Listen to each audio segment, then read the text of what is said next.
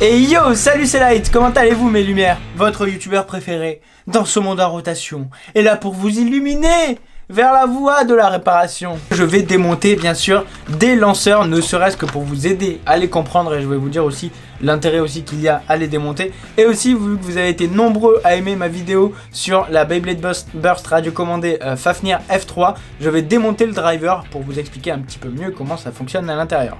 Allez, c'est parti. On va bidouiller. Vous êtes prêts les amis pour bidouiller? C'est parti, on va bidouiller des toupies. Bon, on va commencer par le driver. Donc bon, ceux qui n'ont pas vu la vidéo sur la Fafnir radiocommandée, il faut savoir que le driver est assez haut comparé à une toupie normale. Il est également aussi lourd, donc déjà rien qu'en lui-même, on peut faire une toupie juste avec le driver. Parce que du coup, le driver c'est plus la définition d'une pointe, c'est la définition d'une partie basse. Ouh, hyper vitesse. Donc comme vous pouvez voir, la hauteur elle est vachement haute, on va voir pourquoi. Même vous voyez l'anneau là, d'habitude on met vers le haut les pics comme ça. Et bien là pour gagner un maximum de hauteur, il faut le mettre donc à l'envers. Hop là, comme ça, de manière à gagner un maximum de hauteur. Puis après en haut on peut mettre le layer qu'on veut, hein, attention. Là j'ai Fafnir radiocommandé, mais on peut mettre du coup d'autres layers. Donc comme on peut le voir, il y a une seule possibilité de dévissage, c'est donc ici. Donc on va dévisser hop cette petite vis. Une fois que c'est fait, généralement comme toutes les vis qu'on va dévisser, elles vont pas tomber directement. Donc ce qu'il va falloir faire en fait, c'est déjà directement l'ouvrir. Hop. Donc c'est de cette manière là en fait qu'on change les piles. Donc là ce qu'on peut voir, c'est intéressant, c'est que là du coup on voit les trois piles. Il y a une pile bouton ici, une pile bouton ici et une pile bouton ici. Et donc du coup au centre on voit bien la taille ici, là vous voyez en métal au centre, on voit bien que c'est un moteur. Et que du coup au bout du moteur il y a la pointe. Donc déjà vous voyez qu'une grosse partie de l'épaisseur est due au moteur. Ce qui est bien avec ce système, c'est que du coup les piles elles ont été mises des trois parties ici là. Ça veut dire qu'ils n'ont pas mis tout le poids des piles à un endroit, ce qui aurait énormément déséquilibré la toupie. Par contre là on peut voir que au niveau du circuit imprimé déjà on commence à ne plus avoir de symétrie. Donc là si je voulais changer juste les piles, j'aurais juste à sortir les piles et les changer. Mais là je vais continuer du coup dans le dévissage, il y a trois vis, deux vis, une vis ici, une vis ici. On est sur un petit tournevis là cette fois-ci, donc on dévisse donc les deux vis, hop, heureusement il est monté lui. Une fois que c'est dévissé, on soulève hop par ici. Donc là on a accès à la partie haute de la toupie, c'est-à-dire c'est ce qui fait le burst en fait, le petit ressort là, je sais pas si vous voyez là. Il y a le petit ressort et puis en haut il y a le truc en plastique qui fait la fermeture de la toupie. Donc là ce qu'on peut faire c'est si on dévisse ici on peut accéder directement au port. Donc nous ça nous intéresse pas trop, nous ce qu'on veut voir c'est le système électronique, comment ça fonctionne. Je savais pas, en fait il y a un amortisseur sous le moteur. Ça c'est très intéressant. Oh, j'ai appuyé sur le mécanisme sans faire exprès, je l'ai allumé, vous voyez. Donc là hop il y a une LED qui s'allume, du coup il y a du bleu, il y a du rouge. Donc vous avez compris les LED c'est les trucs blancs là, ces petites pastilles là. Donc sur le circuit imprimé, comme on peut voir ici, là il y a deux vis encore une fois, donc on redévisse encore. C'est beaucoup de dévissage. Hein. Hop. Hop. Je dévisse. À chaque étage de vis, c'est toujours la même longueur de vis. Donc là en faisant levier, c'est très facile, de toute façon pas besoin de faire levier. Vous pouvez enlever le circuit imprimé. Et donc là du coup on a accès à tout l'intérieur, toute la partie interne. Donc là on peut voir, comme je vous ai dit là, l'amortisseur qui a. Les trois batteries, bien sûr, qui alimentent l'abeille. Les trois LED qui sont sur le dessus de la toupie pour indiquer que notre toupie elle est appairée ou qu'elle est en recherche d'une connexion. Puis tout ça en gros c'est des puces et des émetteurs Bluetooth pour que quand on clique sur le téléphone on dit oui vas-y tourne à gauche. Et du coup ça active le moteur là, vous voyez il y a le plus et le moins qui sont reliés au moteur qui lui-même est sur un amortisseur au centre de la toupie. Donc ils ont quand même essayé de faire un système pas mal symétrique de manière à ce que la toupie soit pas déstabilisée.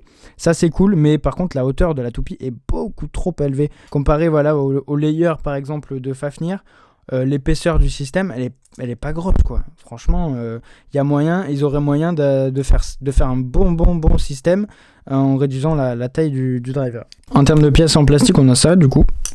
Il y a ce système qui prend de la place, voilà pourquoi elles sont assez hautes, et il y a aussi du coup le ressort et le système de burst qui prend de la hauteur. Du coup voilà c'est pour ça que ça prend de la place. Et vous voyez que là hop si je mets Fafnir, hop et voilà ça tient. Donc pour remonter la toupie, on fait tout simplement le chemin inverse. Donc on fait attention, là vous voyez il y a deux creux ici, on va les mettre dans ces deux creux là. Bien sûr, on met le moteur au centre. On fait attention, les petits fils à les faire bien passer dans la colonne là, centrale. On ferme, hop, on met les petites vis devant. Donc il y en a une ici aussi. Donc après on le met le dessus. Encore une fois, vous voyez, il y a les deux colonnes, il y a les deux creux. Hop là, on remet, on revisse ici et ici avec les deux vis.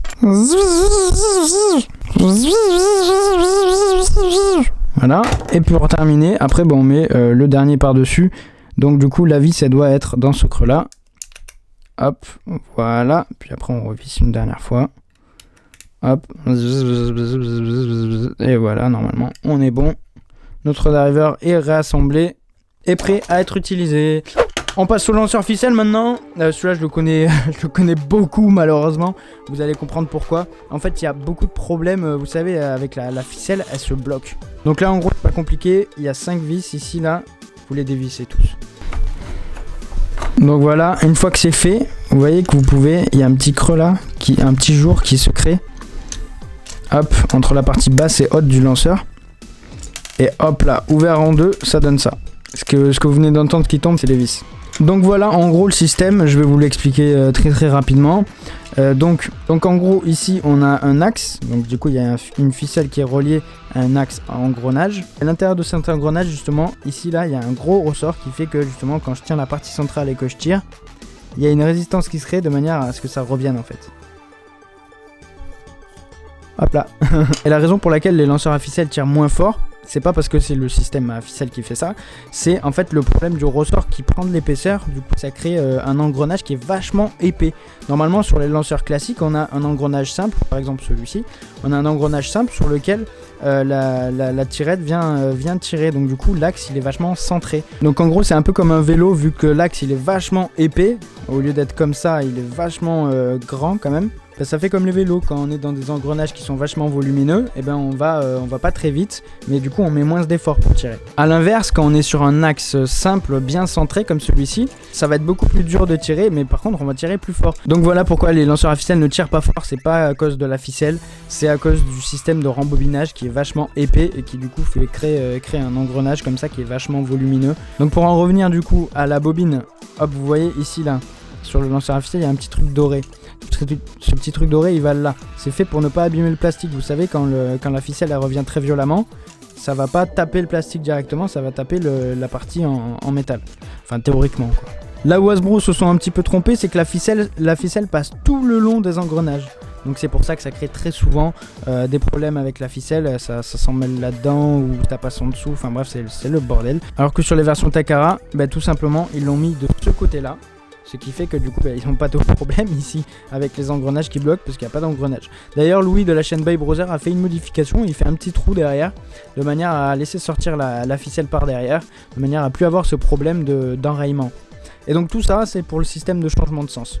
Comme vous pouvez le voir, du coup il y a des engrenages du coup sur le ressort que je viens de vous montrer. Donc ici vous voyez il y a un creux et ici il y a un trait aussi. Du coup on les fait s'assembler, hop, et quand on les fait s'assembler, et qu'on tient la partie supérieure, j'imite tout simplement la partie supérieure du lanceur que je viens d'enlever. Comme vous pouvez le voir, quand on tire, hop, il y a tous les engrenages qui bougent. Mais il n'y en a qu'un seul qui est relié au système de lancement, c'est celui-ci, c'est le central. Et pour y accéder, du coup, bon là, le chemin il a été fait vers le côté droit. Mais si par exemple on tire ici, on peut voir ici là qu'il y a la molette qui s'est enlevée. Et qu'on modifie la molette, qu'on la fait aller à gauche. Cette fois-ci, on voit que c'est cet engrenage-là qui touche l'engrenage de l'axe pour tirer la touille. Donc là c'est une rotation gauche et là c'est une rotation droite, tout simplement parce que ça passe par un engrenage intermédiaire qui fait le changement de rotation. Et pour ceux qui se posent la question, c'est quoi ces deux vis? C'est tout simplement pour accéder au ressort. Généralement le ressort il casse, etc. Généralement, d'origine c'est très rare qu'il se casse. Il faut généralement que vous l'ayez démonté puis mal remonté pour trop tirer sur le ressort pour le casser. Donc on remet donc l'axe avec le ressort à sa place comme je vous ai montré. On fait bien attention à ce que la ficelle passe bien au-dessus, à mettre le truc en métal au bout, qui ait une certaine force pour rembobiner mais pas trop non plus. Puis une fois que tout ça c'est fait, on peut mettre tout simplement la partie supérieure, hop, du lanceur et revisser. Hop là. Et hop là. Et du coup on vérifie que le système refonctionne. Hop là, ok ça fonctionne. Je tire, je change de sens. Hop, c'est bon, on est bon. Et voilà, c'est terminé pour le démontage et le remontage. Maintenant on passe au Sword Launcher. Donc là pareil, encore une fois, il y a 3 vis ici. Donc on va bien sûr les dévisser. Voilà. Donc là hop, les vis sont enlevées. Maintenant une fois encore, pareil, il y a une partie supérieure, une partie inférieure. Vous voyez ici là, hop, la petite clé magique. En gros à l'intérieur du lanceur on a ça. Ça c'est très important parce que si vous le remettez pas, en fait quand vous allez tirer ça va continuer, vous savez, à tourner après. Et ça au moment de la propulsion de la toupie, ça peut envoyer la toupie un petit peu plus tard que prévu et du coup à un endroit où vous n'aurez pas voulu. Bon, je pense qu'on est tous d'accord pour dire que ces lanceurs étaient un des lanceurs qui tirent le mieux. Par contre, j'ai constaté un défaut encore une fois. Bon, déjà ceux qui le savent, ici c'est pas la rotation droite, ici c'est pas la rotation gauche comme sur quasiment tous les lanceurs, c'est l'inverse. Pourquoi? En fait tout simplement parce qu'il y a un changement d'axe, encore une fois comme sur le lanceur ficelle. C'est-à-dire que l'endroit où on tire, donc ici cet axe là, l'axe principal, n'est pas l'axe de lancement de la toupie. Donc en fait quand vous rentrez votre lanceur, donc hop, ça va sur l'axe du haut. Donc là on fait tourner cet engrenage principal et ça fait tourner l'autre d'en bas.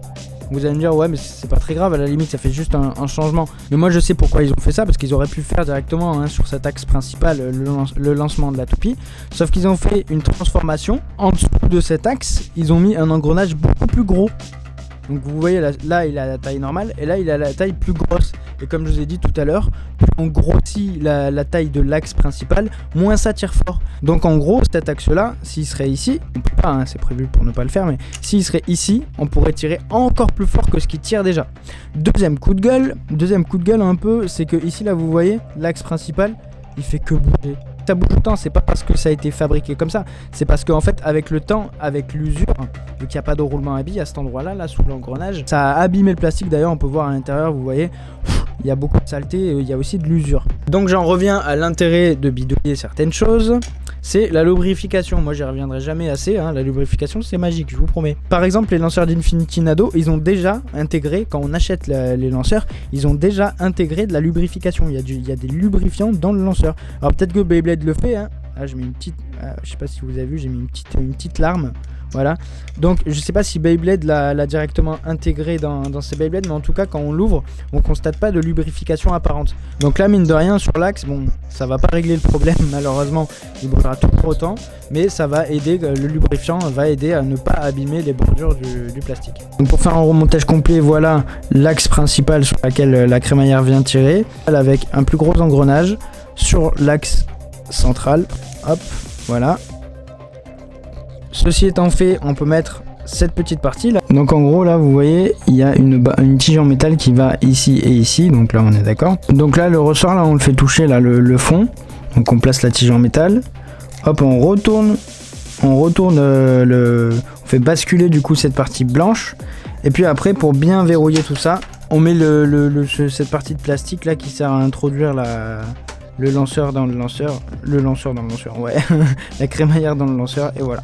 Et comme ça en fait, dès qu'on va tirer notre toupie, donc le lanceur rentre à l'intérieur, et vous avez vu, on rentre le lanceur à l'intérieur, ça descend, vous voyez, ça fait basculer la petite pièce en plastique blanche, de manière à ce que ça puisse tourner. Vous voyez là, hop, ça tourne, et du coup si je ressors, vous voyez, hop, la partie blanche en ressort, empêche la rotation de l'axe principal. Puis après, une fois que vous avez tout remonté, hop, vous remettez la partie supérieure, vous remettez pareil les 3 vis et c'est terminé.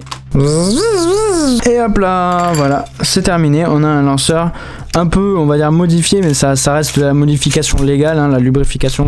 Mine de rien, je sens quand même une petite différence, mais c'est toujours mieux, d'accord, de faire cette modification une fois que le lanceur il est neuf, parce que quand il est neuf, l'axe principal, enfin l'axe de lancement de la toupie ici là, il bouge encore beaucoup.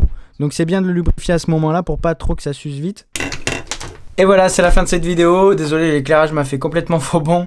Je vous laisse pour la prochaine vidéo et j'espère que ça vous a été utile. N'oubliez pas du coup de mettre un pouce vers le haut et de vous abonner. Dites-moi s'il y a des modifications ou des bidouillages auxquels j'ai pas pensé, ou alors que vous voulez voir sur la chaîne YouTube. N'hésitez pas, mettez-moi ça en commentaire. Moi je lis tous vos commentaires, on dirait pas comme ça, mais je sais qu'il y en a beaucoup, mais moi je les lis tous. Allez, je vous laisse, ciao tout le monde, c'était Dracolite.